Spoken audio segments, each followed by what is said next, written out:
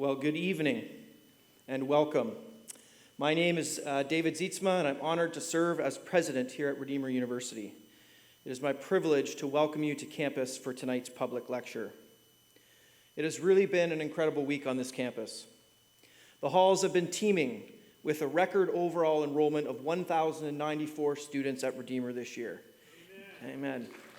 Many of whom are sitting here this evening, and we're grateful for your participation. We've also had a slate of varsity games happening, and we've celebrated Alumni and Family Week, and I see many alumni that I've met earlier here tonight as well. And of course, tonight's public lecture is the final event of the Conference on the Christian Legacy of J.R.R. Tolkien, hosted jointly by the Redeemer University's Albert M. Wolters Centre for Christian Scholarship and the Andrew Fuller Center for Baptist Studies. All of these things reflect at their heart Redeemer's commitment to a whole life view of Christian university education, and Redeemer's specific mission to prepare students to share the love of Jesus Christ in every career and calling. Through this mission, we see minds renewed, lives transformed, and a world redeemed. I am exceedingly grateful to the Albert M. Wolters Centre for Christian Scholarship, so ably and professionally led by Dr. Jessica Joustra, for continuing to meaningfully engage us here at Redeemer in the exploration of many topics and disciplines from an integrated Christian perspective. The Center continues to go above and beyond in its mission of cultivating the Reformed tradition in teaching and scholarship and developing partnerships to that end. This evening's lecture is the first of 3 lectures in our annual Wolters Lecture Series. And so without further ado, it is my privilege to introduce Dr. Jonathan Juilfs, Associate Professor of English and Wolters Fellow in the Arts of Humanities, who will introduce our Wolters Lecture this evening. Thank you.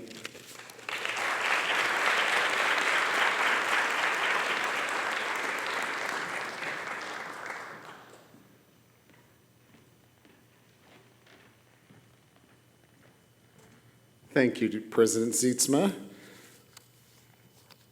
So good evening, ladies and gentlemen, and welcome to the 2024 Wolters Lecture in the Arts and Humanities.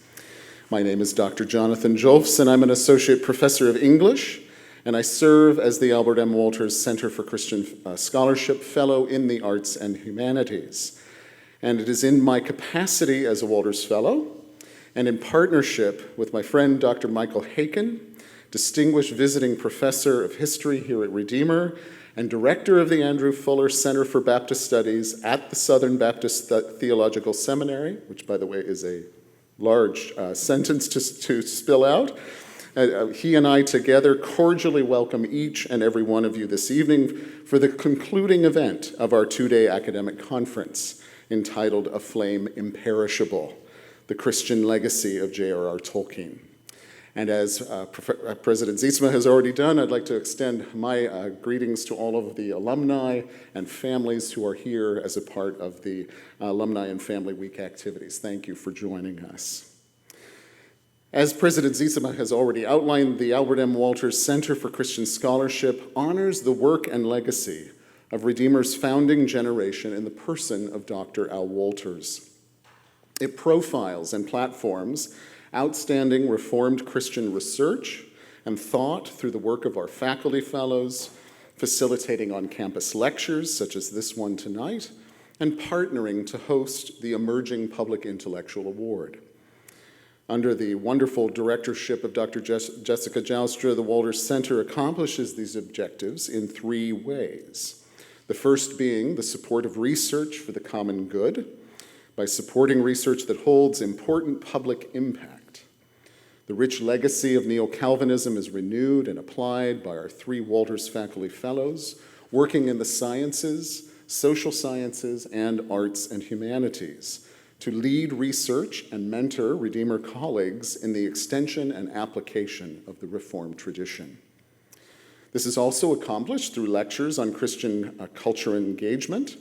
In addition to Dr. Lou Markos' lecture tonight, we look forward this year to welcoming Drs. Dave Warners and Matthew Hunn of Calvin University to give the Wolters Centre lectures in natural sciences and mathematics on November the 5th. If you can remember that it is Guy Fawkes Day, that is the evening for the Wolters lecture. And then in the spring of 2025, we will welcome Dr. Abby Foreman of Dordt University to give the Wolters Centre lecture in social sciences. So please come out and support us and enjoy those feasts of intellectual knowledge. And then finally, the Center supports the Emerging Public Intellectual Award, which encourages excellence in Christian scholarship. We are duly excited about all of these events, about our visiting lecturers, and hope that you will mark these events on your calendars and join us in welcoming these insightful scholars to our community. Shifting gears, tonight we welcome Dr. Lou Markos to the stage for our 2024 Wolters Lecture in the Arts and Humanities. Dr. Markos is Professor of English, the Robert H. Ray Chair in Humanities, and Scholar in Residence at Houston Christian University in Houston, Texas. He holds a PhD in English Language and Literature from the University of Michigan in Ann Arbor, Michigan, and is the author of 25 books on topics that range from Christian engagement with pagan classics to the writings and philosophy of C.S. Lewis and J.R.R. Tolkien, to guides for younger readers on reading the classics, and even children's novels, where his own children are cast as characters in celebrated antique myths and epic poems.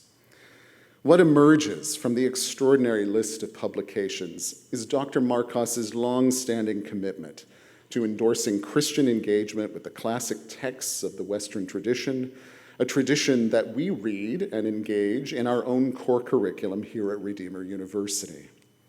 On a personal note, I use selections from Dr. Markos's thrilling book entitled From Achilles to Christ, Why Christians Should Read the Pagan Classics, published with IVP Academic in 2007. I use it in the course pack for my own mythology class here at Redeemer. And it has been a genuine pleasure and thrill to get to meet him in person, partake of his wit and wisdom and his raw enthusiasm for Tolkien and Lewis. Dr. Markos's lecture tonight is fittingly titled, J.R.R. Tolkien, the Man Who Made Middle-earth. Previewing the lecture for us, Dr. Markos summarizes his subject matter in this way, quote, "This lecture will survey the milestones in the life of J.R.R. Tolkien that led him to become the author of The Lord of the Rings. It will also discuss his pivotal friendship with C.S. Lewis and how the two mythmakers co-founded the Inklings. Come, learn about Tolkien's amazing journey to Middle-earth, a journey that included both tragedy and triumph, sorrow and joy."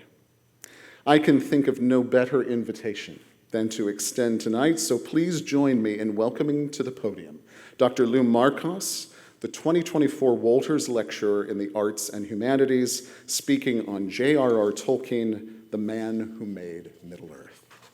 Dr. Markos.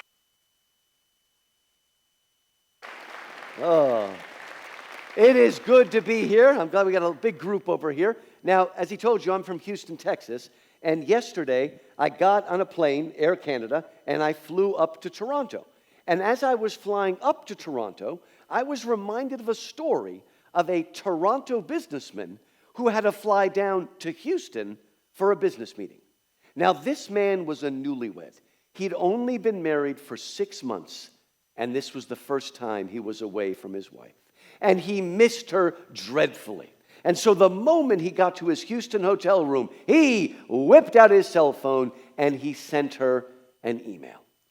Unfortunately, in his haste, he typed in the wrong email address. And so rather than going to his wife in Toronto, it went to an 85-year-old woman in Saskatoon, Saskatchewan. Is that really a place? I think it is. Now, this woman had been married for 60 years, and just the night before, her husband had passed away in his sleep. But she was doing well. She had lots of support in her church. Everything seemed fine. But that day, suddenly, the woman disappeared. Everybody was frantic. They searched up and down. What's going on? And then somebody remembered that this was a grandma who knew how to use her computer. And so they decided to go to the study. They opened the study door, and they found the poor woman passed out in front of her laptop. Nobody could understand why. She seemed to be doing so well. And then somebody thought to look at the computer screen. And this is what they read. To my dearest wife, I have arrived safely. I am awaiting your arrival next week. P.S. I suggest you wear shorts because it's awfully hot down here. So you better watch out when you send those emails. It could be dangerous. We have a lot of lovers here. Now I'm going to tell you right away that technically his name should be pronounced Tolkien. But that is just too hard for a poor American tongue to say. So I will say Tolkien, as most people do, but technically it should be Tolkien, but I'll say Tolkien. Now, I'll try to get a little question and answer going here. Tolkien is one of the greatest English writers of the 20th century, but he was not born in England. Does anybody know where he was born? Shout it out. Yeah, South Africa. A lot of Dutch people come from that place, don't they? Yeah. And Bloemfontein, South Africa. That's where he was born. His father was a businessman, doing very well. They were down there. He was born in the year 1892. Interestingly, his great friend C.S. Lewis would not be born until 1898. There are actually 6 years between them. That's why they didn't meet when they were teenagers. They wouldn't have been friends. They didn't meet till later on, right? Now, can somebody tell me, in the year 1892, who was the monarch on the throne of England? It was Queen Victoria. Very good. We just had another long-living queen named Elizabeth II, okay? And so he grew up in the Victorian age. Really, his more mature years are what we call the Edwardian age. But still, England was at its height. You had the British Empire, all that sort of stuff. And he was born into that world. Now, when he was 2 or 3 years old, he was bitten by a tarantula. And he probably would have died if his nanny, his nurse, had not cut it and sucked out the poison. Now, apparently, Tolkien had no conscious memory of this. But I think he probably had a subconscious memory. Why do you think I say that? Yeah, Shelob. It's hard to say, but maybe deep, deep down, maybe there was this fear of this spider that almost took his life away from him. Also, in his early years, and actually going on up into his 20s, he had a recurring nightmare of a giant wave that washed everything away. The Atlantis wave. And interestingly, he had it until he seems to have exorcised it when he wrote, I don't mean this kind of exercise, but casting out demons, exorcised when he wrote the story of what? Can somebody guess? The Fall of Numenor, right? And even though Tolkien hated allegory, right, one of the names of Numenor in its fall is actually Atalante. So he makes it pretty clear that Numenor is Atlantis. And Atlantis is also mentioned in The Magician's Nephew by C.S. Lewis. So he had this obsession with this wave. And at least Christopher, his son, claimed that he inherited that dream and had that dream for a long, long time. It's fascinating. And by the way, you all know, what's his name? The guy that did Titanic. James Cameron, at least he claims that he also had a dream like that. And he made a movie called The Abyss, which is really a good movie. And if you see it in the extended version, there's a place in the movie where there's this giant wave that freezes and is about to destroy everybody. And apparently that exorcised it for him. So I don't know if any of you have a dream of a giant wave coming to take you away, but I love that story. Now, when Tolkien was only about 3 years old, he got sick. And the doctors decided that for his health, he should leave South Africa and move to a better and more healthy climate. And because his doctor was obviously a quack, they decided to move to England. What kind of doctor thinks that's a healthy place for a boy? I don't know. But of course, his mother did have family there. And so when he was only about 3 years old, they packed their bags and they moved to Birmingham. But they ended up living in the suburbs outside of Birmingham in a beautiful rustic place called Sarehole. And Sarehole is the Shire. Again, we don't want to overdo this, but Sarehole was a rustic town that still had a working mill, right? Just like in the Shire. And he only lived there between ages 3 and ages 8. But it left an indelible mark upon the young John Ronald Reuel Tolkien. Now, I told you when he was only 3, he moved to England. 2 years later, when he was 5 years old, and he, his mother, and his brother's name was Hilary. I hope you Canadians don't follow this nonsense about naming your sons with girls' names, like Hillary and Kim, and I don't know, did they do that up here? But anyway, his brother, who was a couple years younger, is named Hillary, and while they were living in Sarehole, the father back in Bloemfontein died suddenly. And so now he's an orphan. But luckily, his mother, Mabel, had a sister named May, and May's husband was a businessman, had a lot of money, and so he was willing to help out his sister-in-law. And so once again, between 1895 and 1900, he was able to live in this idyllic place that he loved. Only 5 years, but it left that indelible mark. But he lost his paradise. And why did he lose his paradise? Because his mother, Mabel, and his aunt, May, decided to do something revolutionary. They converted to Catholicism.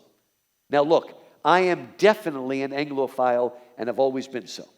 But the British have not been very nice to Catholics. In fact, you could make an argument that the British were tougher on the Irish Catholics than they were on the Indians, okay? You could actually make that argument. I don't know what it is, okay, but it goes, back to Henry VIII and stuff like that.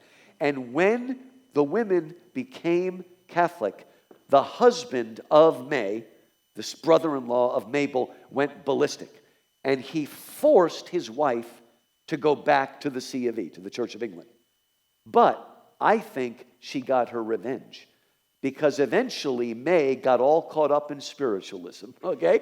And seriously, we kind of forget how the Anglican Church, and just in general, that area, had become so sort of anti-supernatural. It was all about this world, it was all about duty and stuff like that. But, a lot of the men had pretty much ceased to believe even in the afterlife sometimes, or in the incarnation, or the Trinity, or the miracles. They wanted a very stripped, bare Christianity of moral ideas.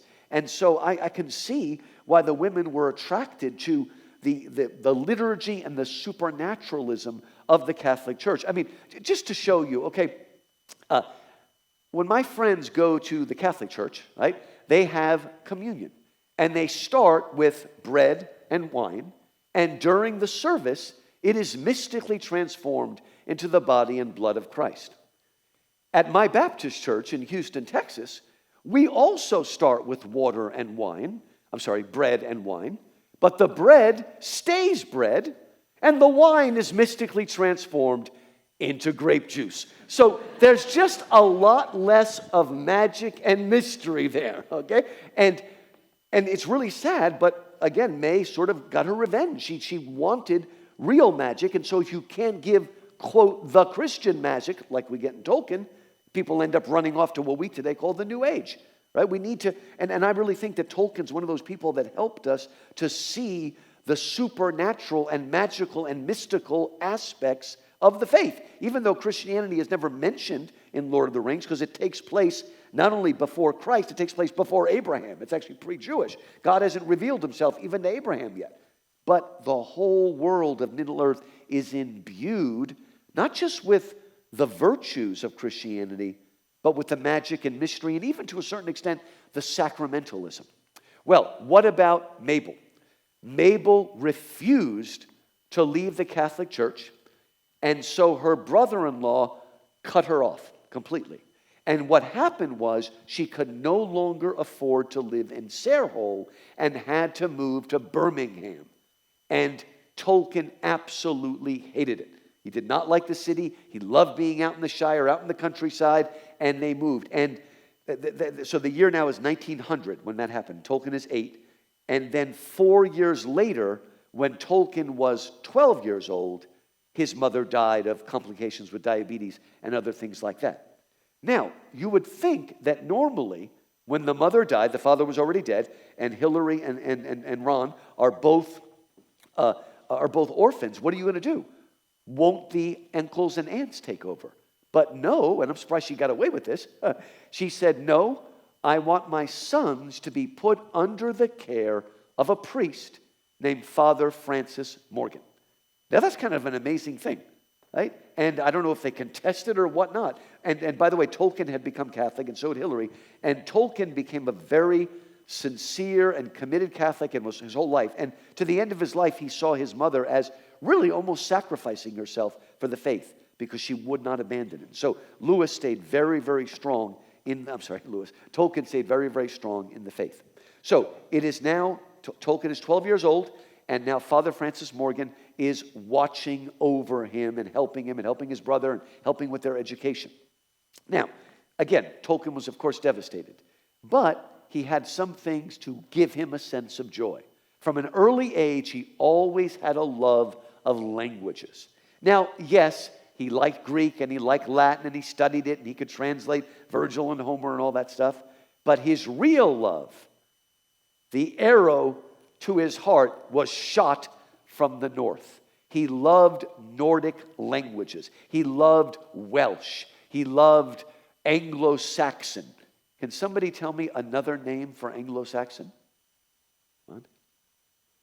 Old English, thank you. The language that Beowulf is written in is called Old English or Anglo-Saxon. It's the same thing. He loved Finnish. He loved Norse. He actually knew Goth. It wasn't a clothing style back then, okay? He didn't dress in black. He just knew the Gothic language. And he loved these languages. And from an early age, he started inventing his own languages. And two of those are High Elvish, which is called Quenya, and Low Elvish or regular Elvish, which is called Sindar or Sindarin. And Quenya was partly based on the Finnish language. It's still his own language, but it has links to Finnish. And Sindar has links to Welsh, right? And he loved those languages. And partly because of his love for the Norse and Nordic languages, okay, whenever you meet, old professors like me and, Jonathan over there, we're always like, you old, things were better back then. Okay. When Tolkien said things were better back then, he meant before 1066, okay? You all learn what happened in 1066. Somebody?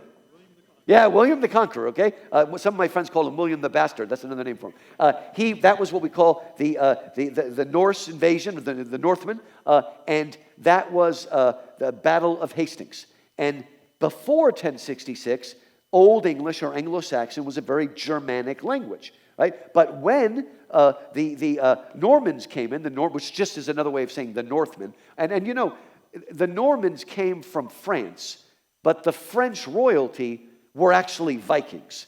And all of the Plantagenets were Vikings, and all the czars of Russia were Vikings. They're big, tall, tough guys, like you tall Dutch people out there, okay? Big, tall blondes, stuff like that. And they rushed in, and that's when Latin, but mostly through the language of French, slowly came in to English. And eventually we get Middle English, which is the language of Chaucer, which is a mixture of, again, the Germanic and the French Latin. And then modern English, you get even more of the Latin French. And again, he did love Chaucer, but after Chaucer, he kind of lost interest a little bit, okay? He loved the languages. And I got to tell you, I'm glad I wasn't a professor back then, because I think Latin and all that stuff is cool.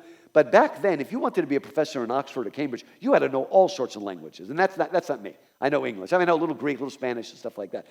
But in fact, Lewis and Tolkien, when they were at Oxford, they fought together to keep the linguistic basis. It was always called language and literature. And my degree from University of Michigan was called language and literature. I did have to show proficiency in Spanish and Greek, so I did a little bit, ancient Greek. But that used to be a big deal. And in fact, when you took your studies in Oxford, you would often do the first half, which was sort of Chaucer and earlier, and it was very heavily based in language studies. And then afterwards, you had a little bit more literature as you move forward to the modern period. And again, Tolkien he lost interest. And I hate to say this, but Tolkien just never got Shakespeare. He was just never a huge fan of Shakespeare. And he did have at least 2 beefs against Shakespeare, which are unbelievably childish. Okay, first of all, he didn't like the way Shakespeare depicted his fairies, which are really elves too. And you remember there's 2 fairy plays, The Tempest and Midsummer Night's Dream. And Tolkien felt like Shakespeare's fairies or Shakespeare's elves were silly and flittering around. And okay, you mean like the ones in The Hobbit? Did you read your own book? The silliest, ridiculous elves in the world, singing the worst doggerel poetry in all history. I mean, it's just terrible. I mean, he got much better as a poet. But come on, Tolkien, but he was just like that. And the other thing, this is so funny. He read Macbeth, okay? And I'm sure if you haven't read it, you know Macbeth. And you know that there are these dark prophecies, right? And you're going to be okay because no man born of woman can kill you, right? And then you find out he was C-section, right? But the other one was, you will be safe until Birnam Woods comes to Dunsinane, right? And then all of a sudden, the woods come. Now, do you remember how that happens in Shakespeare? All of the people cut off a tree and they're holding it as camouflage as they march up. That got Tolkien upset. What do you think he wanted to happen? He wanted the trees to actually move. And he held that against Shakespeare. And he got it right because what did he do? Yeah, the last march of the Ents going in Isengard and destroying it. I mean, it's sort of wonderful. I'm glad, but it's really kind of a silly thing to have against Shakespeare. Now, Tolkien, again, invented his languages, and he really wanted to provide England with a real sort of mythology or legend. He felt like Wales and Scotland and Ireland and Germany and France, he felt like all of them had this really cool body of myths, stories, and legends, but he felt like England lacked that. Now, most of you are probably saying, Tolkien, did you forget? What is the great legend of England? Yeah, the King Arthur story. So did you miss that?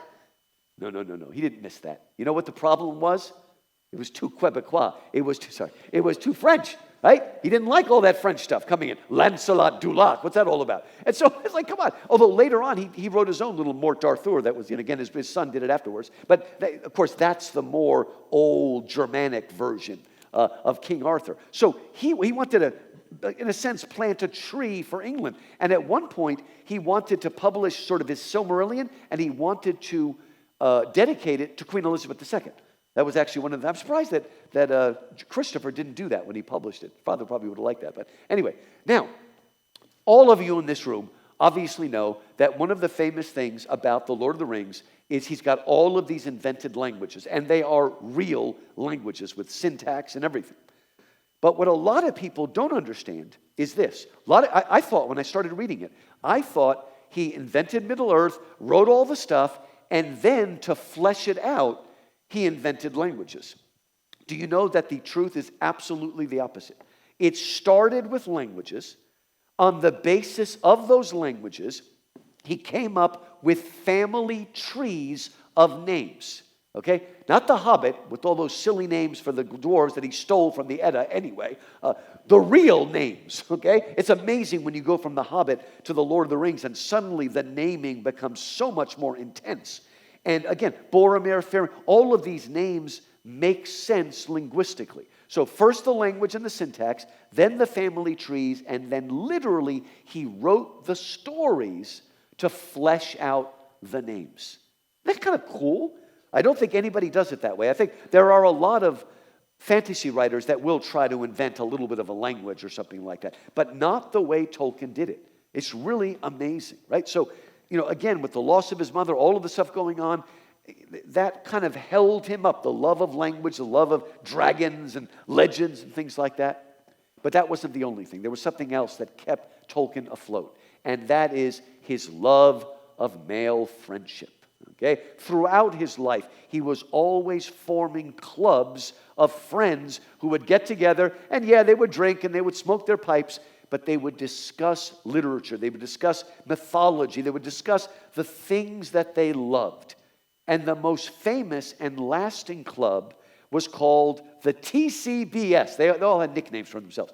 And TC was, they had a tea club, And then they had a Barovian Society, and then they put it together and got the Tea Club Barovian Society, or the TCBS. And again, they got together and, I mean, they discussed the issues of the day, but they were more about, art. Like, how many of you saw Moulin Rouge? You all saw that? What is it? Love, freedom, beauty. What is it? Remember, what are those 4 words? It's that kind of stuff, okay? They were excited, and they wanted to save England, if you will, by restoring her soul. They were so passionate about this. And many people sort of came and went through the TCBS, but at the center were the Immortal Four, as they called themselves. One was Tolkien, one was Christopher Wiseman, another one was Robert Gilson, and then G.B. Shaw, Jeff B. Shaw. GBS, like I said Shaw, I'm sorry, I made the mistake, Smith. Not George Bernard Shaw, but Jeff B. Smith. And those were the inner circle. They pushed each other to do beautiful things, to stand up and all of that. And that's kind of what kept him afloat. But we need one more thing to give us the Tolkien that we love. We've got the languages. We've got the friendship. Now we need the girl. When Tolkien was 16, Father Francis sent him to a boarding house, right? That's when you live at a house and there's a lady there and then everybody eats food together, all that sort of stuff. That was much more popular. I don't know, maybe it's still popular up here, I don't know. But it was popular back then. And he lived in this boarding house, and the reason for it was to give him peace and quiet so he could study for his exams. Because he not only needed exams that were good enough to get him into Oxford or Cambridge, he needed exams that were good enough to get him a scholarship to go to Oxford, because he couldn't afford it. Father Francis couldn't afford it. And so it was about studying. But the 16-year-old Tolkien fell in love with the 19-year-old Edith Bratt. Maybe we should call her Edith Cougar? You know that expression up here? Okay. Yeah, I'm not sure where that came from, but anyway. So she was actually 3 years older. And like Tolkien, she was also an orphan. But something else about her that you might not read, she was also illegitimate. Now, the reason I mention that is to show you what kind of a man Tolkien was. In that period, a little over 100 years ago, you might not marry somebody if they were illegitimate because of the social shame. And Tolkien did not care about that. And again, that's a big deal. I would hope you would be like, duh, nobody would care today. But that was a big deal, and it shows Tolkien's, heart and his ability to, to accept and stuff like that. So he and Edith began to date. The love came very, very quickly. But when Father Francis found out, okay, part of it was that she wasn't Catholic, but it was more like she's a distraction. And so, and then like 2 times he snuck behind the back of Father Francis Morgan and did it. Until finally, on the 3rd time, Father Francis said, look, you need to swear to me and take an oath that you will not speak or write to her until you're 21 years old. When you reach your majority, you can do whatever you want. But right now, your mother commissioned me to make sure you get into Oxford and get the scholarship you need. And just to give Father Francis a little bit of a leeway, the first time Tolkien took his test, he bombed it. So she probably was distracting him, okay? Now, Tolkien, you have to understand, Father Francis was not only basically his father figure, he highly respected him as a priest. I tell you, he was a very committed Catholic. And once he swore that oath, I do hope he told Edith that he didn't just disappear or send her a text. Sorry, kid. I don't know. But anyway, again, and he didn't see her for like 3 years. This is amazing. But guess what? He took his exams. He went to Exeter College in Oxford. But then, on the day he turned 21, he got out the phone book or whatever. He found her. He went to her door. He proposed marriage. She was engaged to someone else by now. She broke the engagement and married him. And she also converted to Catholicism. That is a true story. That's a love story. Now, I want to tell you something right now. I would strongly encourage you to watch a movie called Tolkien. It stars Nicholas Hoult and the lovely Lily Collins as Edith Bratt. But I'm going to warn you, if you watch it, the movie completely leaves out his faith. Okay? But please watch it anyway. I want to say that they didn't leave out his faith. I don't think it's because the movie is anti-Christian. It is because the movie makers did not understand his Catholicism at all. There's a difference. They just didn't get it. They don't know why it's important. So they no way did they ridicule his faith. But it is completely left out. And that's really a shame. We need another one. But this movie, you have to watch it because it does the friendship extremely well. It does his relationship with Edith well, and it does his love of languages. In fact, Derek Jacobi has a small role as his linguistic teacher, and it's just wonderful. There's a scene where he's trying to express the power of language, and he takes him to a tree, and he says, here's a tree, and then he tells a whole story about people living and dying, getting married, all under the tree. And then he says, and all of this is summed up in one word, oak. Right, so it's worth watching just for Derek Jacobi giving that speech. And also, because they didn't understand how much he respected Father Francis, they don't do that like I turned 21 and go. I think that would have been cool, but they still make it work, okay? But do watch it. It is beautifully filmed. The music's great, and it will give you an insight into the Tolkien of friendship and to the Tolkien of language. All right. Unlike the movie, they got married before he went off to World War I. In the movie, they switch it around, which is fine. He goes off to World War I, and what a lot of people don't know is one of Tolkien's jobs when he was stationed in France. He was at the Battle of the Somme, one of the bloodiest single days in human history, right? And one of his jobs at the battle there was he was taking care of the horses and breaking the horses, right? So he knew and loved horses.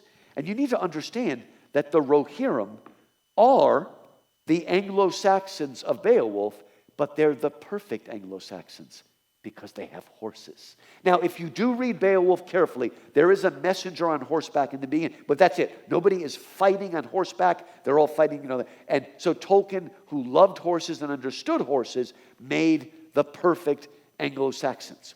The other thing you should know about World War I, Tolkien was an officer, right? And it was still, very much a aristocratic-based society.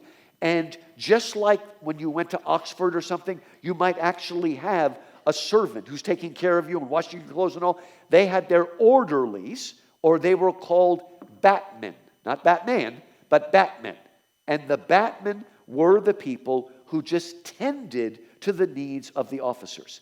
And Tolkien enjoyed spending more time with the batmen than he did with the officers, okay?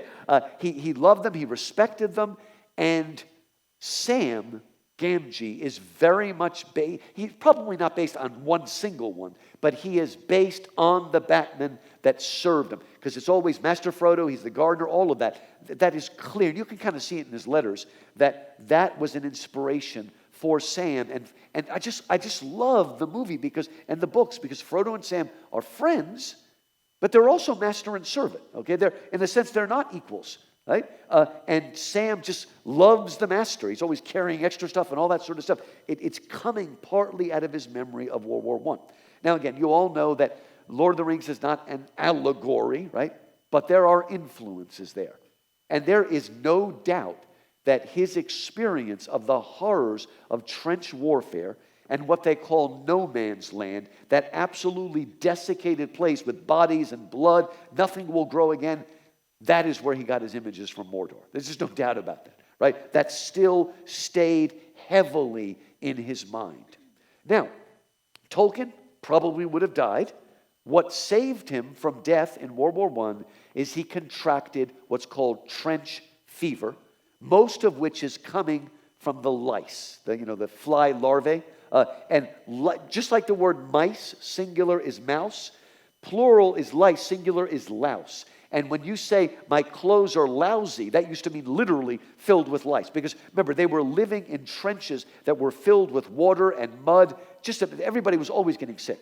And so that trench fever actually saved Tolkien. I mean, we don't know. He probably would have died along with everybody else.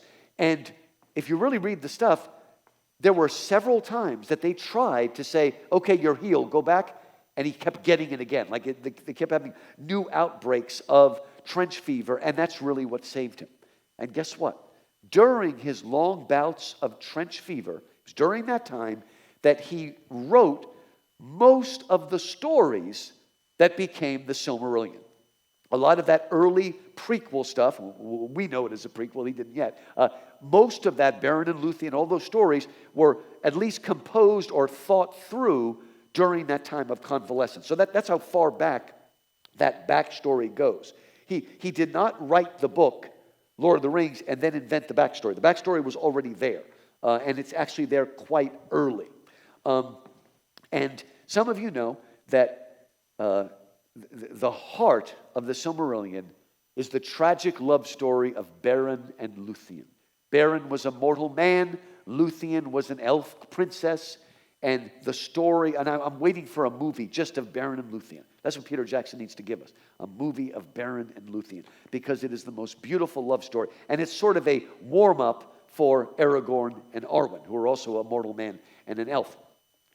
Now, what's amazing is, if you go to England and you see the gravestone of Tolkien and his wife Edith, all it says on the gravestone is names, dates, and under Tolkien it says Beren, and under her it says Luthien. Now understand, Luthien was not her pet name. Tolkien never called her Luthien, but she was his Luthien. And if you know the Silmarillion, but it also actually happens in The Lord of the Rings, Beren first meets Luthien when she is on the grass singing and dancing under the trees. And Tolkien saw Edith doing that. And they show in the movie nicely too. And he just never forgot that, the beauty of that. And so she was very much his Luthien. Well, they went on to have 4 children. Right? Their quiver was full. They were good homeschoolers. 3 boys and 1 girl. And one of the boys, whose name is Michael, became a priest. Right? And another boy named Christopher became the Christopher Tolkien who published the son every man wants to have. The perfect son, Christopher Tolkien. Now, Tolkien survived World War I. But of the TCBS, Tolkien survived and Wiseman, Christopher Wiseman, but the other 2, G.B. Smith and Robert Gilson, both died at the Battle of the Somme. And in Humphrey Carpenter's authoritative biography, that title of that chapter is called The Breaking of the Fellowship. And it very much was the breaking of the fellowship. And if you watch the movie Tolkien, near the end, we will hear the last letter that G.B. Smith sent to Tolkien from the trenches. And if you don't know better, you'll think they must have made that up. They did not. That's exactly what the letter read. He said, John, it will be up to you to say what we couldn't say. So that left him with that. Now, in some ways, it was better for us that he suffered this loss, because if G.B. Smith had lived, they would have gotten Tolkien to write nice, pretty, romantic poetry, which would have been really, really good. But Tolkien, in a way, needed to suffer that loss because The Lord of the Rings has what's called an elegiac tone to it. Here's a line from The Lord of the Rings. In sorrow we must go, but not in despair. You know that line?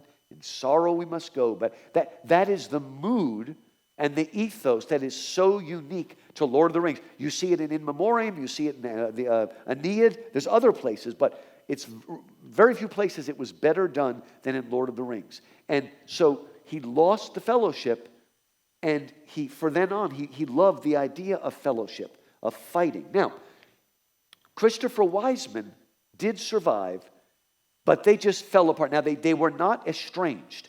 Some people think that, and I can prove to you they were not estranged. He named his son Christopher after Christopher Wiseman. Okay, so they did not have a falling out. It's just, they went to different places. They were, also, Wiseman was very Protestant. He was very Catholic. They had different views on things. And nobody has friendships like you do in college, and then you change and you move on. So it wasn't, but still, Tolkien was alone, right? But again, he was a doting father.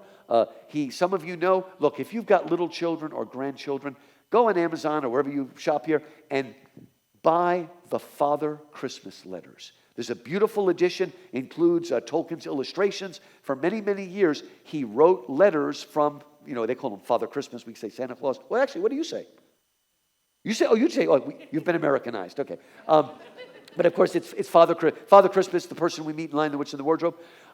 And Santa Claus is Father Christmas commercialized. You understand that? It was literally invented by Coca-Cola in America. The whole way we think of Santa Claus was advertising. It's our whole life, consumerism.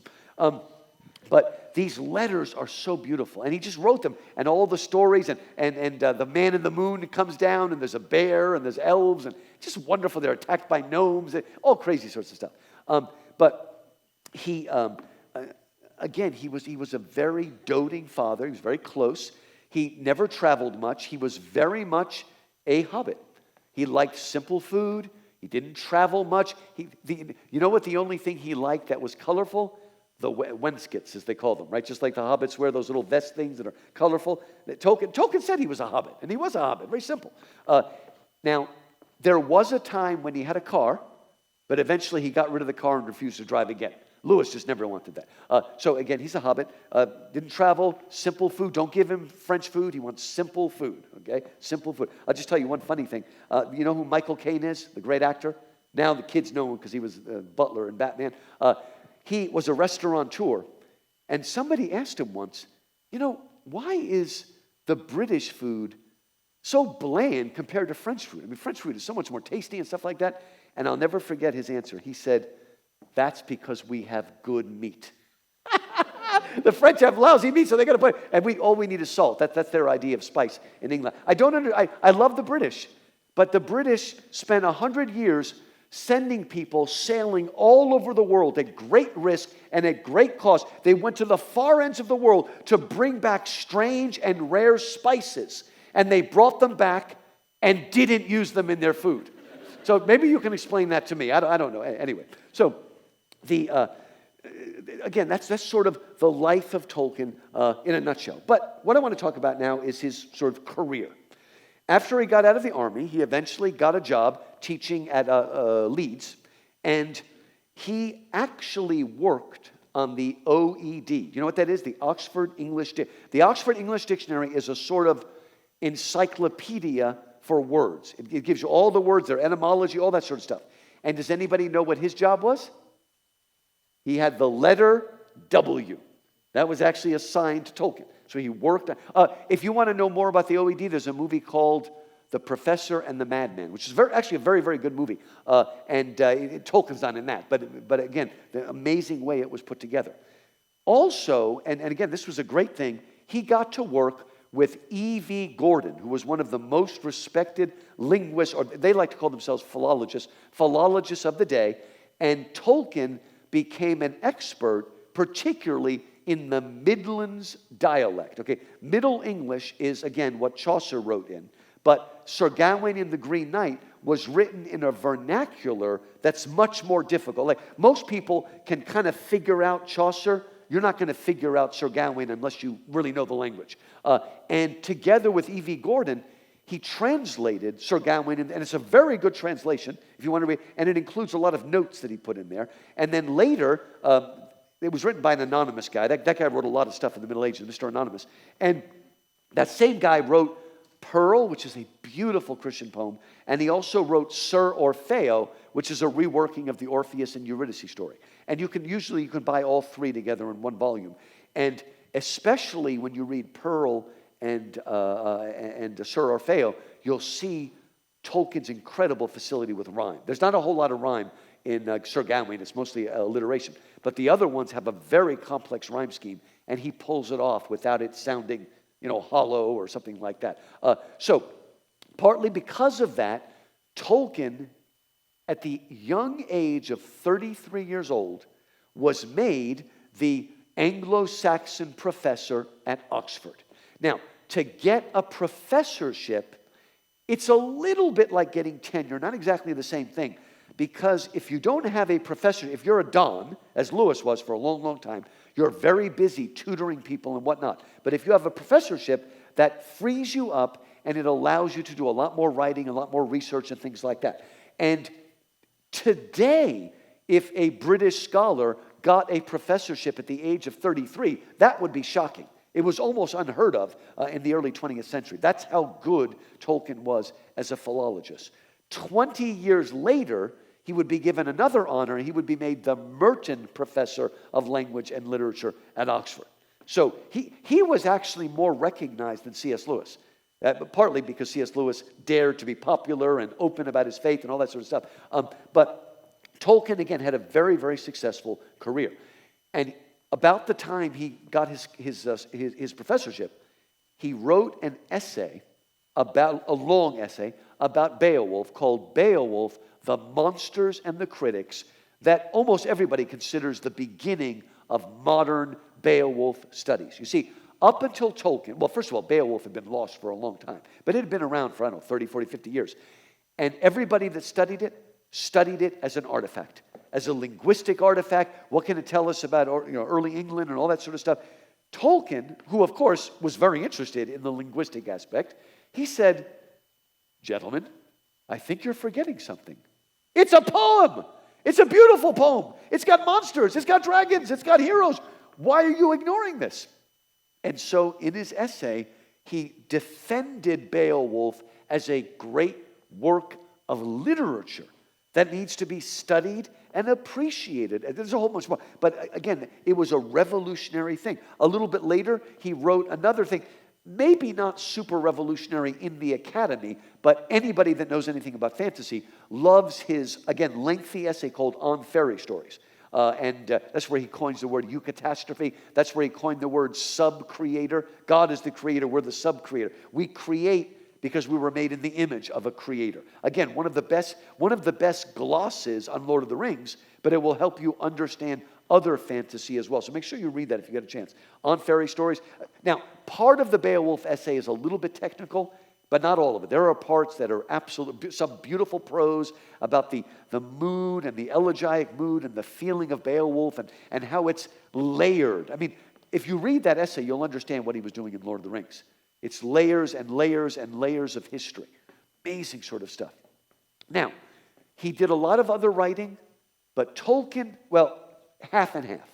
Tolkien was a little bit of a procrastinator, but the real problem with Tolkien is he was a perfectionist. And he would never finish anything. He started lots of children's stories, which he didn't finish. He started lots of academic works, which he didn't finish, right? He just couldn't do it unless it was perfect.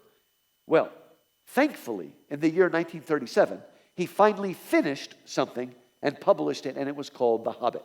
And it was an immediate success. It went into many printings, many times. Everybody loved it. It was wonderful. And immediately the publisher said, "We want a sequel." And Tolkien said, "Thank you, Lord. I can finally publish the Silmarillion, all those wonderful old stories." No. Not only is it weird, but there are no hobbits in the Silmarillion. There are hobbits in the Rings of Power, but we won't go there. There are no hobbits in the Silmarillion, okay? What's going on? It's too dark. Nobody wanted it.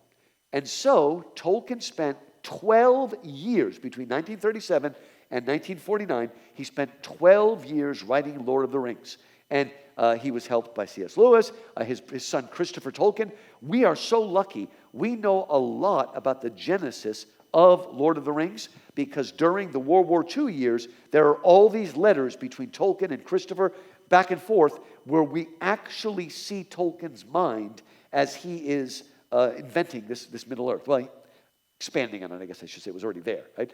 And the reason why the Lord of the Rings is so powerful is it's a perfect fusion of the Hobbit. It's got the lightness, the joy, and the Silmarillion, which is much heavier. In fact, I didn't realize until I listened to the Silmarillion read out loud that book has almost no dialogue. It's almost all, I didn't realize until I listened. And it's very little narration. Very little dialogue, almost all. Now, I love it. The Ainu Lindale. See, there's kind of a joke. You talk to somebody and you say, you've read The Lord of the Rings? Oh, yeah. You read The Hobbit? Oh, yeah. Have you read the Silmarillion? I started it. Same exact thing happens with C.S. Lewis. Oh, you've read Narnia? Yeah. Have you read the Space Trilogy? Have you read Parallax? Yeah. Have you read That Hideous Strength? I started it. You put it down, okay? Give yourself a break, okay? You can put it down and bring it back. It's a heavy book, but and the Christian allusions are even more powerful and clearer to see in parts of the Silmarillion. Anyway, now, he finished it in 1949, but he spent the next 5 years wrestling with his publishers. He could be very crotchety, okay? He could really be he was fighting them. Okay, you remember what's called the Book of Mazabul? Remember when they're under the Mines of Moria and they find the book, drums in the deep, drums. He wanted it to be printed in color, right? And they're like, look, we can't afford that, right? And he fought it, just silly stuff. So it actually took him 5 years to actually get it published, even though he'd finished it. And it was published 1954, 1955, in 3 volumes. Now, as far as Tolkien was concerned, that is one book. Okay, it's The Lord of the Rings, and that's it. Right? And when I teach it, I make them get the one volume because you have to understand it's one book and was never meant to be 3 books. It was just after World War II, paper was so expensive that they couldn't possibly print a 1,000-page book and make any money back. Right? So they made him break it up. They had to come up with names, the Fellowship of the Ring. They came up with the 2 towers. And by the way, you do know that nobody knows what the 2 towers are. Right? Now, the movie decides that they are Orthanc, where Saruman is, and the Dark Tower. But you could argue that the 2 towers are Minas Tirith and Minas Ithil. I mean, there's all different things. I'm not sure, and Tolkien never said. And Tolkien, by the way, did not like the name they gave to the 3rd book, The Return of the King, because he thought that rather gave it away. Right? But anyway, that's what they gave him. That's what they gave him. So he published those, and you got to understand. Okay, so 54, like over 2 years, the 3 books came out, like 6 months in between each other. The 3 books came out. That overlaps with the Chronicles of Narnia that came out 1950, 1, 2, 3, 4, 5, 6. So the end of the Narnia books are being published at the same time as Lord of the Rings. That's pretty cool, okay? Anybody that loves fantasy was just in heaven, right? And again, overnight success, and then Tolkien thought, okay, time to publish the Silmarillion. But they still didn't want it. The poor guy dies, and like 4 years later, finally, thank you, Christopher, goes ahead and publishes it, okay? But it was a long process. And, when we read the letters, we find out Faramir just appeared, right? Treebeard kind of appeared as well, out of nowhere. I mean, he wrote it, but it was really almost written through him. Okay, now, I've saved for the end everybody's favorite part. Let's talk about the friendship between Lewis and Tolkien, one of the most famous literary and also spiritual friendships in history, if not the 20th century. And remember I told you that when Tolkien was 33 years old, it was 1927, I think, he was given the professorship, the professor of Anglo-Saxon in Oxford. That's what brought him to Oxford. He was, he was 33. That's where he met C.S. Lewis, who was 27. So there were 6 years, but by then it wasn't too hard. Now, Lewis can't believe they became friends because he said, as an English professor, I was always taught never to trust a philologist, and as a good Belfast Protestant from North Ireland, I was told to never trust a Catholic, and he was both. And the first time he met Tolkien said, nothing wrong with them that a few slaps won't fix. So it was just wonderful stuff. But they became fast friends. Now, Lewis was still an atheist at this point. They became friends because Tolkien, in his manner, invited C.S. Lewis. He called him Jack. He invited Jack, and his nickname was Tollers. So Tollers invited Jack to join yet another club called the Coal Biters or the Coal Bitars. And the purpose of this group was to get together every week and read out loud the Norse sagas in the original languages. And it was called the Coal Biters because it was a memory of the Vikings who would gather around the fire in the winter and tell stories, but they were so close to the fire, it was like they were biting the coals. So that's where the title comes from. And they finally dissolved the club when they read all of them, right? They went all the way through and read them all. They became friends. Now, you need to understand that this symbiotic relationship, if it wasn't for Lewis, Tolkien might never have finished The Lord of the Rings. Now, Lewis did not do any of the writing, okay? As Lewis said, you don't really influence Tollers. You might as well try to influence a Bandersnatch. That was his actual phrase, right? But for a long time, Lewis was the only fan, except for Christopher, was the only fan of Lord of the Rings. And he kept pushing him to finish it. And when it was published, Lewis wrote a rave review. And he knew that he was risking a little bit of scorn, because people still look down on fantasy back then, right? And by the way, you know who else wrote a very positive review? W.H. Auden, very famous poet. And there were a few people and Auden also loved George MacDonald too. But anyway, so he helped him, but what did Tolkien do, okay? Tolkien was one of the major factors in leading Lewis to faith in Christ. Now, at the age of 30, in 1929, at the age of 30, Lewis became a theist. In other words, he came to believe in God. And he actually started going to church, but he still wasn't a Christian. But he came to believe in God.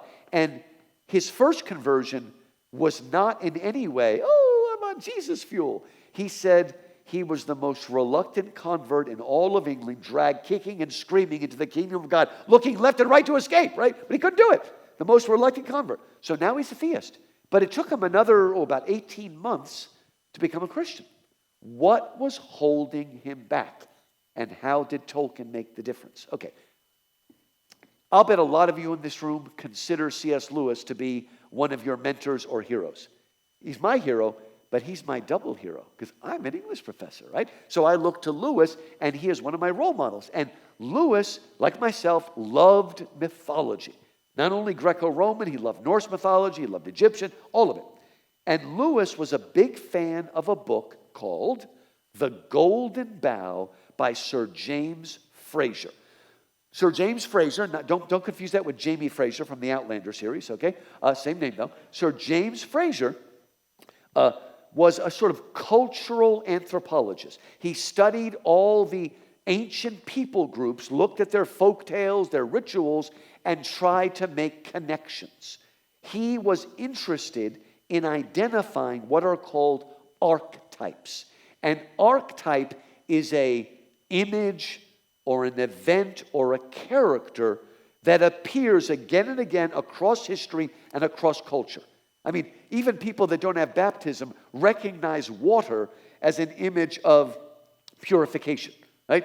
Every culture has a story of a quest, whether it's the quest for the golden fleece in ancient Greece, the quest for the Holy Grail in England, or Japan, China. Everybody has these stories. They're ubiquitous. They're everywhere. Now, a lot of people don't know James Frazer, but have any of you ever heard of a man named Joseph Campbell? Does that sound familiar? Joseph Campbell had a profound influence on what filmmaker? George Lucas, okay? One of the reasons that the Star Wars, the original Star Wars, is so good, and it also has, the acting is not all great, really, and a lot of the dialogue, it's great because all of the characters are archetypes. All of them are images or characters that repeated throughout time. And that's what Joseph Campbell was. He was the same way. He wrote a book called The Power of Myth, The Hero with 1,000 Faces. Some of you have heard of him. And was he Canadian? No, I don't think he was. I'm trying to remember. No, I will tell you what Canadian you should read, though, other than Jordan Peterson. You should read a guy named, oh my gosh, what's his name? Northrop Frye. He was a minister. I don't know if he was a full believer, but he was a minister. And he wrote a book called An Anatomy of Criticism that shows you how all the archetypes work. It's an excellent book. And he also wrote books called The Bible is Literature and about the Bible that are very good as well. So anyway, in Sir James Frazer, he identifies an archetype that we call the Corn King. Now, what is the Corn King? All right. Throughout the ancient world, all these ancient cultures seem to have a myth or a legend about a god or a demigod that comes to earth, right, dies, and returns. Now, it's not a literal resurrection. What it is a seasonal cycle. Now, he's called the Corn King. Now, you all have a British influence. What does the word corn mean if you're British? It means wheat, okay? Grain or wheat. This really confuses Americans. That's why British people say maize when they mean corn. So the Corn King is really the wheat king. And by the way, Stephen King was unbelievably clever when he wrote a book called The Children of the Corn. And he played on except it's really corn in the Midwest. Just a brilliant concept. Scary movie, you don't have to watch it, but it's a brilliant concept. Okay, so it's almost like Mennonites gone bad or something. It's a really scary movie. Okay, they're coming at you. You have a lot of Mennonites? Anyway, so man, they're coming at you. Anyway, so I got to come up with good jokes from Canada. Okay, I thought of one. Any of you hunters over here? Hunters? No hunters? Oh, there we go, a few, yeah. I remember, I'm sorry, but not all the hunters are particularly bright, but some of them are very nice. And I remember, talking to a hunter, from Canada when I was up here, and I asked him, it's kind of a dangerous sport. Did you ever hurt anybody? And he said, well, I hate to admit it, but, he was wearing these bright clothes, and I went to shoot at the deer, and I hit my friend by mistake. And I said, oh my God, did he die? And he said, well, he didn't die, but it's kind of a habit. I gutted him and put him on the roof. Anyway, anyway. That's an upstate New York joke. I just moved it up to here. Anyway, so I went to Colgate University, where half of our ice hockey team was from Canada. So I got to learn your national anthem, because we played your national anthem and ours back to back, because half our team was Canadian. So because we don't know how to do ice hockey in the States. We don't even know what that is. Anyway, okay, so according to the Corn King myth, okay, you have this character who comes to earth, dies, and rises again in the seasonal cycle. Now, if you are Egyptian, you call your corn king Osiris. If you are Greek, you call him Adonis, or you call him Bacchus. If you are Babylonian, you call him Tammuz. If you are Persian, you call him Mithras. If you are a Norseman, you call him Balder. Okay, this character pops up again and again and again. And what Lewis just took for granted was that Jesus of Nazareth was simply the corn king of the Hebrews.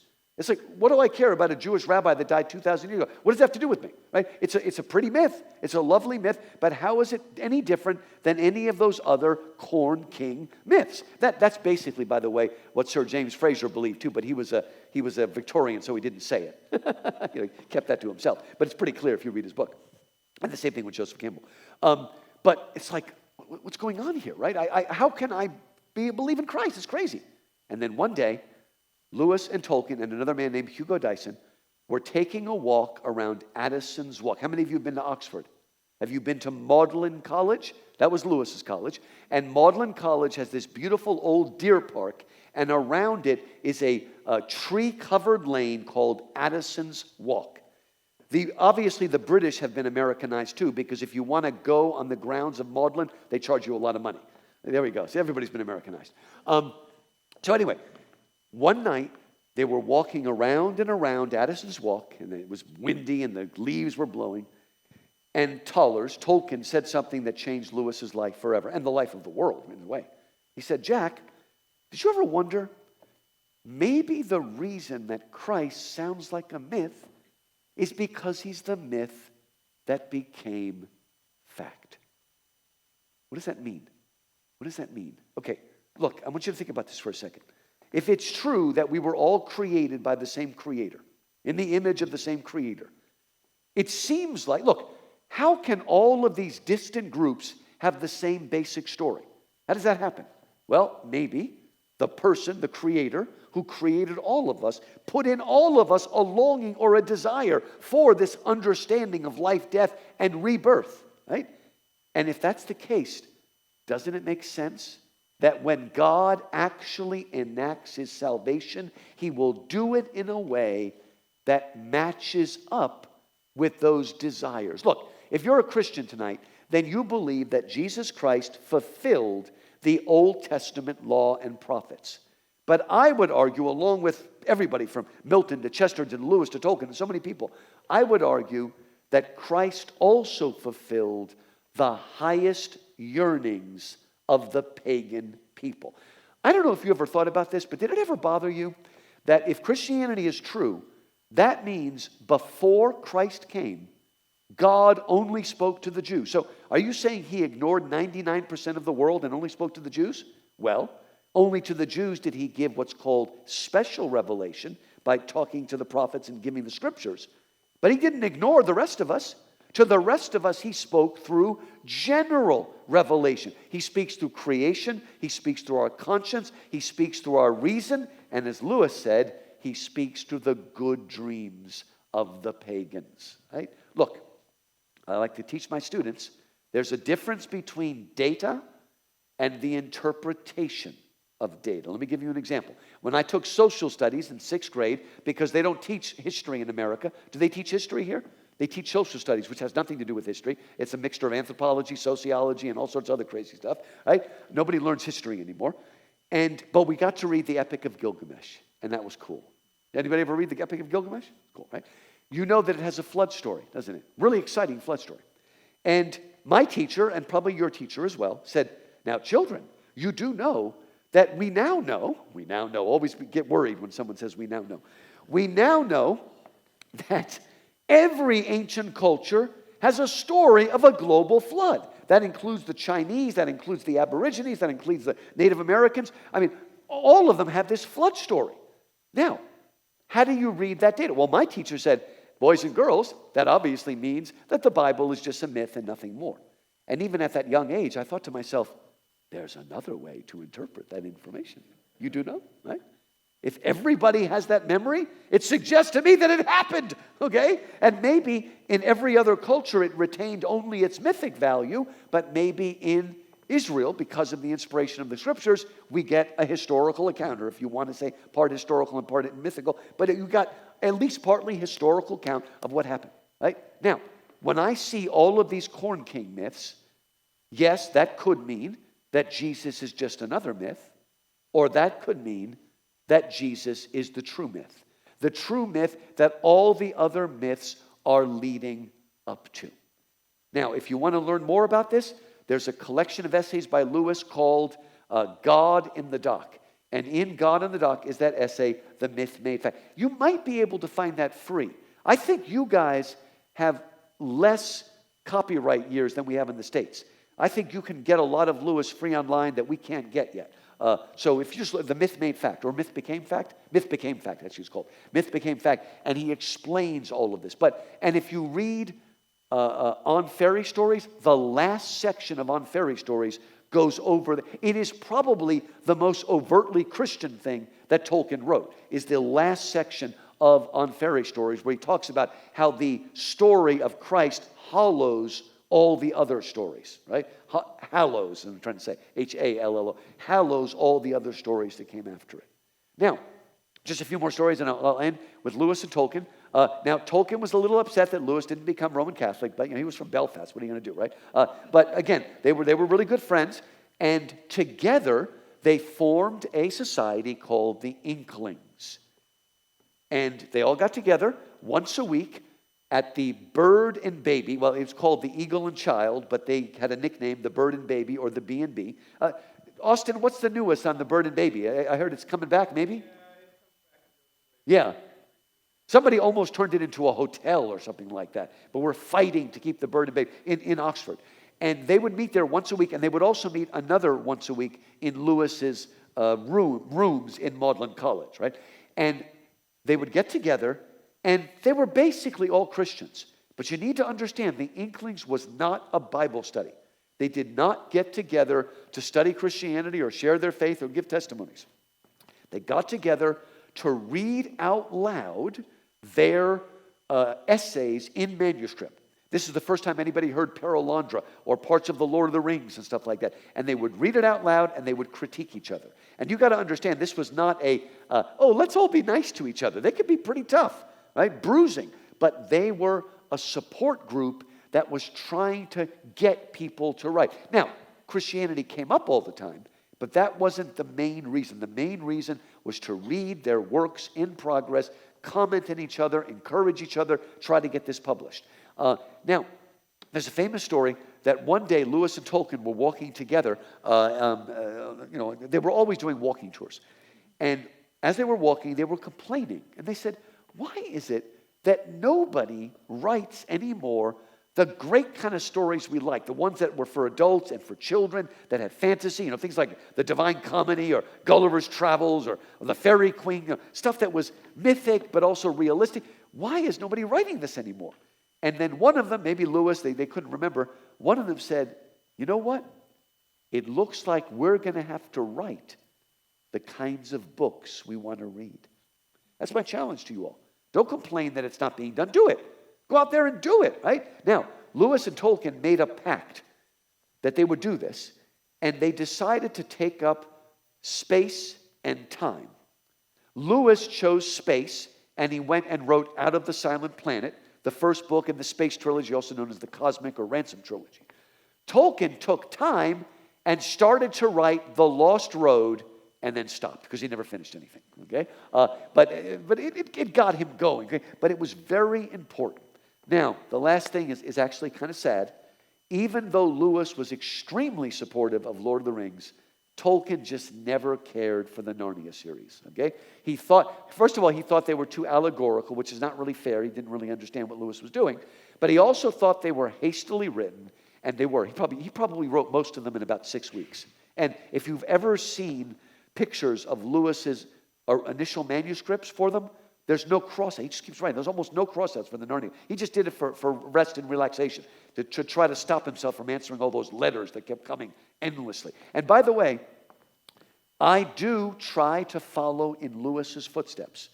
And so if you email me, I will email you back. Don't give me snail mail. That's nonsense, okay? But if you email me, I will email you back, okay? So I follow that no matter how long it takes. But anyway,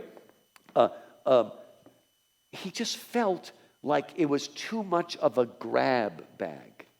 Now look, folks, let's be fair to Lewis. Compared to the Lord of the Rings, creation was a slapdash job. God only had 6 days, okay? Really, are you going to use that as your marker? That's just insane, okay? Oh my gosh. So, again, that friendship was so important. Now, I did this earlier today, but since there's so many new friends here, I want to end the same way I ended my speech this afternoon, because there's lots of new people here. Because again, we live in tough times. It's very confusing. I don't know what's going on. It's crazy. I don't want to even talk about any of that stuff. But I think we need to leave it. We'll do Q&A. But I want us to leave this place with a sense of purpose, a quest. We need to be hobbits as well. So I want to end here by reciting one of my favorite moments in the movie of the Two Towers. And it is when Sam gives a speech to Frodo at the very end of the movie.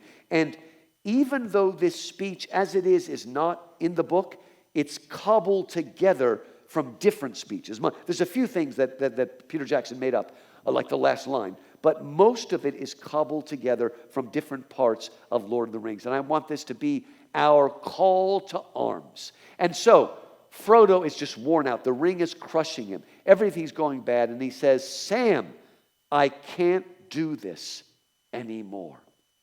And Sam says, I know. It's all wrong. By rights, we shouldn't even be here. But we are. It's like in the old tales, the great ones, the ones that really mattered. Full of darkness and danger they were. And sometimes you didn't want to know the end, because how could the end be good? How could the world go back to the way it was when so much bad had happened? And yet, in the end, it's only a passing thing, this shadow. A new day will dawn, and when the sun shines, it will shine the clearer. Those were the stories that stayed with you, that meant something, even if you were too little to understand why. And yet, now, I think I understand something. Folks in them stories had plenty of chances to go back, but they didn't. They kept going on because they were holding on to something. And you know what that was? That there's some good in this world, and it's worth fighting for. Father, I thank you for this university. I thank you for this wonderful center. I thank you for the dialogue that is going on here. I thank you for Christians who take their doctrine seriously, but who also take the arts seriously, who want the good and the true, but also want the beautiful. I pray that this center and this university would be a light here in this area, a beacon of hope, a beacon of love, a beacon of wonder, a beacon of gratitude. Father, we thank you for the life of J.R.R. Tolkien and how he surrendered himself to you and to the calling that you had upon his life. I thank you for the loyalty of Christopher Tolkien, who worked so hard all the last 30 years of his life publishing these things to bring to us the magic and wonder of Middle-earth. Lord, give us all a new vision this evening, a vision to be like the fellowship, to fight for light and truth and goodness. In Jesus' name. Amen. Thank you all. We covered a lot today. I hope I didn't go over my time. We'll see. Thank you all. Wow. Good stuff. Thank you all. Oh, we sit over here. That's right. We have our hobbit chairs. Oh, good stuff. So Dr. Joustra is going to circulate around. I'm going to get her the microphone. Good stuff. And so if you have a question and would like to ask that in the place, just raise your hand and Dr. Joustra will circulate to that end. We're going to sit and have conversation. Great.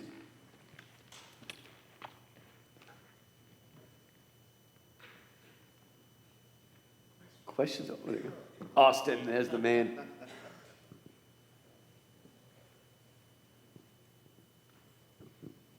Thank you, Professor Markos. You mentioned that when the Inklings gathered, it wasn't always just a self-congratulatory sort of thing, that they offered criticism to each other. Could you perhaps walk us through what some of those criticisms were that they might have from an outsider's perspective, been rather sharp, but what they took to be very useful, actually? Give us some examples. Yeah, I mean, it was tough, and there's a really good book called The Company They Keep that covers all this. And Humphrey Carpenter, not all Tolkien people like him, but anyway, he's important. He wrote something that was a it's called The Inklings, and it's a collective biography of Lewis, of Tolkien. I think it's Charles Williams. But in the end of that book, there's a long chapter where he gives us a hypothetical meeting of the Inklings. He tries to pull together all different things that he did about and did it. But they were pretty strong in each other. I mean, the one sad thing was Hugo Dyson was a nice guy, but every time Tolkien started reading, he said, "Not another bloody elf." It was worse than that. But not another blood. And he really was hurting Tolkien's feelings because he was a pretty sensitive guy. But there was more constructive criticism about the world building and about, Lewis and his message. And, Lewis was more, in a sense, allegorical than Tolkien was. He's more on the nose, as we often say. And, of course, when the Inklings were in their heyday, that was actually before the Narnia books came out. Really, it was more the space trilogy that they were listening to. They continued on, but they were at the best during the war years when Charles Williams, who worked in London, had been sent to the Oxford office. And, of course, he died right after the war was over. But I'm trying to think of some of the examples that I've seen. But it's mostly about making their points clear. Like, for instance, one of the ways Lewis and Tolkien kind of became friends is, the Beren and Luthien story is part of the Silmarillion, but it began its life as a poem, the Lay of Leithian. Leithian means release from bondage. And the Lay of Leithian can be found in the Lays of Beleriand, which is one of the histories, is it number 3, I think? 3 of the history of Middle-earth. And don't try to read the whole history. Read Book of Lost Tales 1 and 2, and read the Lays of Beleriand, and read Unfinished Tales. That's enough. If you're go crazy, you can read the other ones. But Tolkien gave it to Lewis, and Lewis sent it back saying, "This is great," and then he completely covered it with red or whatever. And Tolkien was usually a kind of guy who, if you did that, would either completely ignore you or throw it out and start all over again.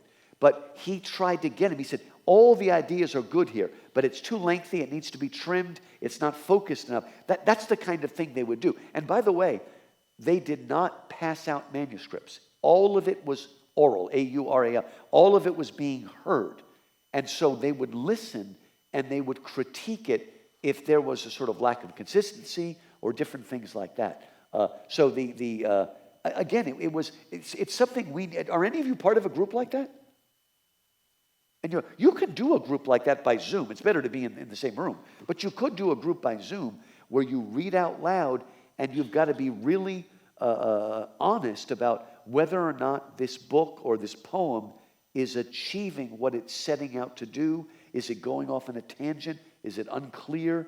That's the kind of thing that the Inklings would do. I add a little bit to Go, please. And for your purposes, tell us a little bit more. In part because of the critical eye that they gave to each other's work, I always show my students the letter that Tolkien wrote in praise of Lewis's Out of the Silent Oh, Planet. right. Right, published through his publisher. Right. So it's clear that as they worked through one another's work, they were also willing to give high praise. Yeah. I mean, it wasn't a mutual admiration society. But again, we have to understand that when they were writing their fantasy was kind of looked down on.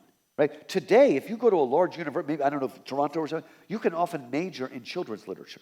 Not my school's too small. This would be too small of a school. But a lot of big schools will allow you to major in that. So they needed support to be told that what they were doing was valuable. That in some ways, their only audience was the Inklings for a while. By the way, trivia. What book by C.S. Lewis was dedicated to the Inklings? Remember? I think it was The Problem of Pain. Was dedicated to the Inklings. Screwtape Letters was dedicated to Tolkien. But I don't know if you like that or not. But anyway, but Problem of Pain, which came out like 1939, I think it was. So it's the beginning of their group. But again, it's sometimes we're like, I'm sure this happens up here like it does down there. When somebody gets up and sings in church, and they're really good and everybody claps. But if they're really lousy, everybody claps louder, okay? And it's like, I mean, that's nice. You don't want to embarrass the kid. But really, we don't do ourselves any favors if we keep, to quote the Incredibles, if we keep celebrating mediocrity. We'll see the Incredibles celebrating, oh, we're celebrating your graduation from 3rd grade to 4th grade. Enough of that nonsense, okay? So that's what they praised what they saw in it and what they were trying to do. But if it was sloppy or too sentimental or something, they had no problem saying, cut it out. Wow. Did Tolkien intend a connection between the myth became fact and the beginning of St. John's Gospel, the Word became flesh? Oh, that's interesting. I'm trying to think if he says that in Fairy Stories. He doesn't actually quote it. I mean, that would make sense. He certainly understood the idea of the incarnation. But, I mean, maybe not necessarily the myth made fact, but certainly the idea that words are meaningful. See, I exactly agree with Tolkien. I love philology. I am not a fan of linguistics, okay? Linguistics is a science, okay? Philology is about the history of language and how you can understand a people as you follow their language. So Tolkien believed that words were meaningful. Now, it's just beginning. About the time Tolkien is writing, we get this guy named Ferdinand Saussure, who writes a course in general linguistics, and he's the one that starts to say, language is not like a name and there's a reality behind it. It's just what we today call a signifier and a signifier. By the way, there's nothing wrong with those words. Augustine uses them, Aquinas uses them, but the way they're used today, the signified, that's the word or the sound, and the signifier is the word or the sound, and the signified is what it points back to. And in our modern world, they started to decide that the relationship between the two was just completely arbitrary. There was nothing meaningful about it, nothing essential about it. And Lewis and Tolkien believed that language was meaningful. Now, here's the funny thing. A lot of people say, well, of course there's no essential link between words and their meaning. Why are there so many different languages? Well, that's why I'm driven back to Genesis. Because Genesis tells us not only is man fallen, not only is nature fallen, but language is fallen, okay? That's the story of Babel. That language itself is fallen. But it's always been believed by the real lovers that poetry is a sort of baptized language that tries to get us back to what used to be called the language of Adam. Now, people have debated for centuries what the language of Adam was. Of course, we all know it's the King James English. But anyway, so I would say with the idea of the Word made flesh, there's an understanding that words are meaningful. And by the way, if you watch the movie Tolkien, there's a great scene in the beginning when Tolkien and Edith are having dinner, and he's telling her about how much he loves these words. And Edith says to him, that's beautiful, but the sound is not enough. If you don't have meaning behind it, it's just a sound. And it's a really, really well-written dialogue. And then later on, Tolkien starts saying that to other people, right? That the story is important and the meaning is important, right? And I will tell you, because I get to speak in a lot of different places, and no matter where I speak, no matter what age I'm speaking to, people, their ears always prick up when I guess I didn't do it today, but when I stop and do some kind of etymology. In other words, where the word, here's just a simple example. Providence, right? The Lord provides. Did you ever think of what that means? Okay, pro means before, and vide, as in our word video, means to see. So provide means to see before. When we say God provides, it means he sees before what we need.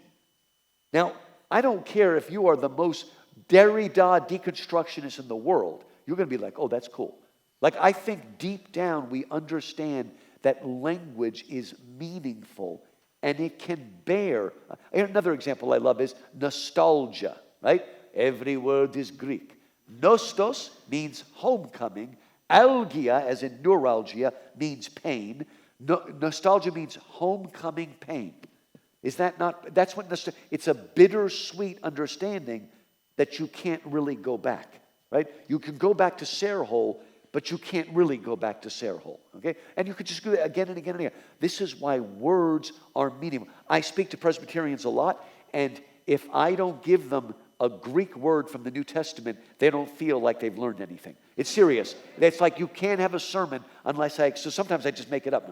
But I got to give you a Greek word. It's like, oh yeah, that's really cool, right? So Tolkien and Lewis would agree on that language, that they can, and the language is captured in words and even in names. Do you remember, a quiz here, whose name in its full is a story? Treebeard, right? It would take you all day. Oh, my kids, they were little and we watched that movie. Every time Treebeard said, you're too hasty, they would just laugh hysterically. They just loved it. That was their favorite word for a year. Too hasty. But this idea, and even like the language of the Rohirrim, right, is rolling. It's like the hills. It's like the meadows. Right? It's rolling like that. The Orc language is ugly. Right? So there is, William Wordsworth said that in a poem, you want the relationship between the word and the meaning of the word, or the signifier and the signified. You want it to be not like the relationship between my clothes and my body, but like the relationship between my body and my soul. Right? My clothes only have the rough shape of my body. They have nothing to do with at night, take it, throw it in the hamper or something like that. But body and soul is incarnation. We are incarnational beings. We're not fully God and fully man like Jesus, but we are fully physical and fully spiritual. We're not a soul trapped in a body. We're enfleshed souls. And that's the kind of language that someone like Tolkien, and that's why, Lewis and Tolkien, liked the Romantics. They saw their excesses, but there were certain things they liked. The Pilgrim's Regress is called a defense of reason and romanticism. What's that all about? But there were certain things about the Romantics that they loved, and they wanted to get to the core of, and again, when we use the word of God, we mean Jesus and we mean the Bible at the same time. So it is the Word made flesh. But I don't remember him saying that, linking it together with the myth made fact particularly. But it is important in terms of the meaning of things. I think Good. my apologies to folks who want to continue the conversation. We can certainly do that. We have a reception waiting upstairs. So what I'm going to suggest that we do is we'll go upstairs. We'll have a bite to eat. For purposes of restrooms, here on the first floor, go to your left as you go out the auditorium, just around the corner over here, and then we'll meet for the reception up on the second floor in the art gallery. You see, he's not a real Canadian. He didn't say washroom. By the way, I'll tell you one funny story to end with. Lewis's secretary at the end of his life was a man named Walter Hooper, who was an American. And Walter Hooper was visiting C.S. Lewis in the Kilns, which was his home there in Oxford. And he had to go to the bathroom. And so he said, can you please direct me to the bathroom, which is what an American would say. And so Lewis took him upstairs, took him into the bathroom, the room with the bath, not the WC, the toilet over here. He put a towel over it, and he went back downstairs. And he waited, and like 3 minutes later, Walter Hooper sheepishly walks down the stairs, and Lewis says, "That'll teach you about your silly American euphemisms. If you want the toilet, ask for it next time." So that's right. So please come and ask me questions. If you have one of my books, make sure you come so I can sign it if you just have one on you, and we will mingle and have lots of good times. Would you join me in thanking Dr. Markos? Thank you all. Thank you all. Thank you all. Great group. Great group. Thank you. Thank you all. Good stuff.